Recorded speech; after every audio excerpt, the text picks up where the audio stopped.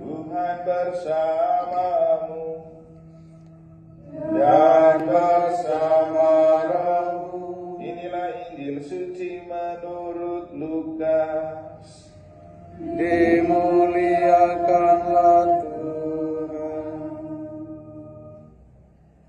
Yesus berkata kepada murid-muridnya, apabila kalian melihat Yerusalem dikepung oleh tentara, ketahuilah bahwa keruntuhannya sudah dekat. Pada waktu itu orang-orang yang berada di Yudea harus melarikan diri ke pegunungan. Orang-orang yang ada di dalam kota harus mengungsi, dan orang-orang yang berada di pedusunan jangan masuk lagi ke dalam kota. Sebab itulah masa pembalasan, dan genaplah semua yang tertulis. Celakalah para ibu yang sedang hamil atau yang sedang menyusui bayi pada masa itu, sebab kesesakan yang dahsyat akan menimpa seluruh negeri. Dan murka akan menimpa bangsa ini. Mereka akan tewas oleh mata pedang dan diangkut sebagai tawanan ke segala bangsa. Yerusalem akan diinjak-injak oleh bangsa-bangsa yang tidak mengenal Allah, sampai genaplah zaman bangsa-bangsa itu.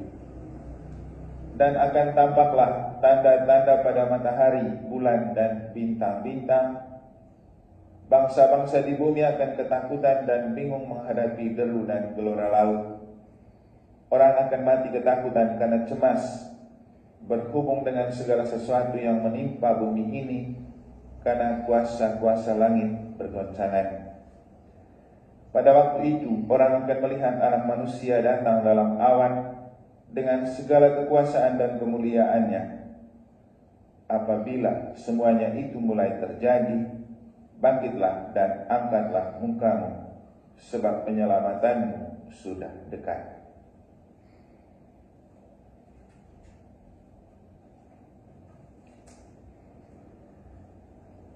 Demikianlah sabda Tuhan. Terpujilah Kristus.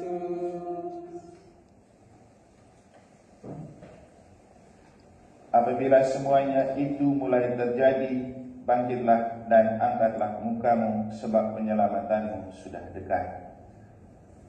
Para saudara dan Bapak Ibu saudara-saudari yang saya kasihi dalam Tuhan, ternyata proses penyelamatan dan keselamatan itu tidak datang secara instan. Melalui sebuah proses yang dalam Injil kita dengar sebagai sebuah pergolakan yang dahsyat. Ada banyak macam-macam hal yang mencemaskan dan menakutkan, dan seperti bumi ini mengamuk untuk membinasakan. Mungkin kita masih membayangkan bagaimana dunia diliputi kecemasan ketika badai virus corona sangat kencang melanda dunia beberapa tahun lalu, masih sampai sekarang.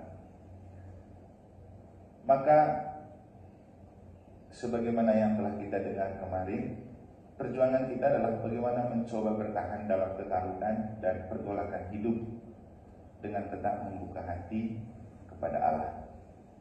Bicara tentang membuka hati kepada Allah di tengah pergolakan hidup itu juga tidak mudah. Karena saat orang lagi dalam kabut, tentu susah mengarahkan hati. Yang ada adalah pikiran tidak tenang, perasaan tidak tenang, dan ingin lari dari kenyataan. Tapi Yesus mengajak kita untuk coba bertahan, karena siapa yang bertahan akan memperoleh hidup. Itu kata Injil kemarin. Nah, pertanyaan untuk kita adalah bagaimana kita cara bertahan kita ketika sedang diliputi macam-macam hal yang seperti dilukiskan dalam Injil. Dan memang itu yang kita sedang alami. Bukan cuma kita, dari generasi ke generasi selalu punya persoalan-persoalan tersendiri yang melingkupi. Bahwa dunia kita memang makin maju dan makin canggih, tapi seiring dengan kemajuan dan kecanggihan yang ada, banyak juga persoalan-persoalan hidup yang melilit. Justru di dunia yang makin canggih seperti ini kita menemukan banyak juga orang yang mati bunuh diri, atau banyak orang juga yang makin cemas hidupnya. Maka apa yang menjadi kekuatan untuk bertahan? Membangun pribadi yang tangguh, dan tidak pernah punya pribadi yang tangguh tanpa punya iman yang tangguh. Hanya ketika punya iman yang tangguh, orang juga bisa akan tangguh melihat segala gejolak dan penderitaan hidup itu sebagai jalan salib yang harus dipikul, dengan kesadaran bahwa bukan sendirilah kita memikul segala beban persoalan hidup yang melilit kita, tapi kita memikul bersama Kristus yang juga memanggul salib. Dan dalam Injil kita mendengar bagaimana segala atau proses penyelamatan itu terjadi dengan didahului segala macam banyak hal persoalan. Keruntuhan kota Yerusalem, dan juga dalam bacaan pertama ada keruntuhan kota Babel. Kalau kita mencari dan menemukan benang merah dari kedua bacaan suci ini, kita bisa menemukan satu hal ini. Yesus itu jaminan untuk kita bisa bertahan. Apabila semuanya itu mulai terjadi, bangkitlah dan angkatlah mukamu, sebab penyelamatan dekat. Dan siapa itu penyelamat? Yesus. Dan dalam bacaan pertama, kita mendengar tulisan terakhir dari seorang malaikat dalam kitab Wahyu. Masuklah untuk mengambil bagian dalam perjamuan anak domba. Jadi, berbahagialah mereka yang diundang ke perjamuan nikah anak domba. Lalu malaikat itu berkata kepadaku, tuliskanlah, berbahagialah mereka yang diundang ke perjamuan nikah anak domba. Di mana perjamuan nikah anak domba? Cuma ada dalam Ekaristi. Karena di dalam misa kita mencicipi perjamuan anak domba. Lihatlah anak domba Allah yang menghapus dosa dunia. Di luar misa tidak akan ada perjamuan anak domba. Hal yang membuat saya juga merasa perlu selama COVID tetap merayakan misa walaupun dilarang. Siapa yang mau datang dan merasa kuat, datang. Karena ini alasannya, bahwa ada badai yang menimpa dunia, tapi kemudian itu tidak menjadi alasan untuk kita lari bahkan dari misa. Sesuatu yang menurut saya adalah kebijaksanaan yang juga menyeret kita ke dalam gaya berpikir iblis. Kenapa harus stop kegiatan rohani yang pada waktu itu kita lihat gereja ditutup, tidak boleh merayakan misa, tapi pasar dibuka, bank dibuka, toko dibuka, kan lucu. Tempat keramaian lain masih boleh, tapi tempat ibadat tidak diperbolehkan. Padahal kita, apalagi orang Katolik, kekuatan kita adalah misa. Bahkan Paulus pernah mengatakan bahwa antivirus terbaik untuk virus corona adalah minum darah Kristus, tubuh dan darah Kristus. Makanya Ansus Diatur pada umumnya baru selama COVID di negara kami bisa seperti biasa. Saya tidak pernah tukar, bahkan pernah kita di tracking. Saya mempertanggungjawabkan karena itulah kekuatan kita yang bisa menjadi antivirus untuk menghadapi. Bukan kita tidak percaya, tapi itulah badai-badai yang memang melingkupi hidup kita yang coba kita hadapi dengan kekuatan iman, bukan dengan melumpuhkan iman. Parah. Jadi perjamuan anak domba itu jaminan untuk kita bertahan. Kalau ada persoalan, lebih baik datang misa. Mari kita serahkan semuanya kepada Tuhan. Mari kita menimba kekuatan dari Tuhan supaya kita diberikan kekuatan. Mungkin kita ada yang pernah dengar cerita ketika ada sebuah pasutri yang hendak bercerai. Terakhir mereka ingin jalan-jalan sebagai perpisahan setelah memutuskan mereka cerai.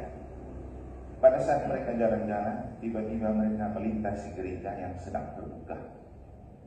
Di gereja itu sedang ada misa. Kemudian salah satu pasangannya mengatakan, Pak, kita kan jalan-jalan terakhir. Ayo kita misa bersama dulu juga. Ini misa terakhir untuk kita sebelum kita benar-benar bisa. Sudah mereka ikut misa. Ikut sebagiannya. Dengarlah khotbah pastor. Ternyata kekuatan misa mengubah keputusan mereka. Keluar dari gereja, mereka kembali ke rumah dan coba memikirkan kembali keputusan mereka. Hasil akhirnya mereka batal bercerai, lalu terus berjalan bersama lagi. Masih ada banyak contoh untuk menunjukkan kekuatan misa untuk menghadapi kegalauan dan gejolak-gejolak kehidupan yang kita alami, termasuk saya pribadi menjadikan bisa sebagai kekuatan untuk menghadapi kenyataan apapun. Dan itu pasti karena Yesus yang masuk di dalam diri kita memberikan kita kekuatan. Dan kalau kita melihat bisa sebagai pengorbanan karena iman, itu yang menyelamatkan. Mungkin inilah yang bisa kita maknai dari Santo Andreas Duplang dan kawan-kawan. Berkorban demi iman. Ini yang susah dicari. Berkorban demi dan untuk iman. Susah mencari pelayan di dalam gereja. Susah menjadi orang yang kemudian menjadi volunteer di zaman ini. Tapi juga tetap ada orang yang mau berkorban bukan karena uang, tapi demi iman. Saya rasa para saudara dan bapak ibu yang datang jauh-jauh ke negara, urus rumah sakit yang minus terus ini juga kan tidak dapat apa-apa sebenarnya. Tapi kita berjuang karena iman. Sampai beberapa hari lalu, suster ada yang bilang, Romo, kami ini doa terus. Tuhan mau apa dengan rumah sakit ini? Karena susah mencari dokter. Karena sekarang tuh tidak semua harus ini. Kalau income tidak kuat, orang tidak mungkin mau bekerja. Dan kita perintah orang sekarang ini, kalau tidak ada ini, orang tidak mau. Kalau hanya sekedar minta tolong, susah. Semua hidup dalam perhitungan. Tapi juga penting juga percaya bahwa dengan kita berkorban, kita mendapat rahmat. Dan itulah yang dilakukan oleh Santo Andreas Duplang dan kawan-kawan. Kita tidak tahu mereka 116 orang mati di mana tadi? Vietnam. Kita tidak tahu untuk apa mereka mati bodoh seperti itu. Tapi yang kita tidak tahu justru pengorbanan mereka telah menumbuh kembangkan iman di Vietnam. Jadi sedikit pun pengorbanan kita kalau kita lakukan karena iman pasti akan berbuah. Bukan hari ini atau besok, tapi nanti. Saya sendiri selalu mengatakan kepada mereka yang lain bahwa ketika saya bertugas di satu paroki, mungkin sekarang Anda merasa tidak perlu dan mungkin Anda tidak suka. Tapi ketika itu tidak membuat saya surut untuk tetap bekerja. Karena yang saya taburkan sekarang bukan dituai nanti sore atau besok, nanti kemudian. Dan memang faktanya setelah pindah dari beberapa paroki selalu ada kesan bahwa ketika dulu kita ada di situ, ada hal yang mereka tidak suka dari yang kita lakukan dan kita putuskan. Kemudian mereka merasa begini, benar padahal dulu Romo omong begitu. Dan Yesus kan begitu. Yang dia omong hari itu orang tidak percaya. Malahan orang jengkel sampai bunuh dia.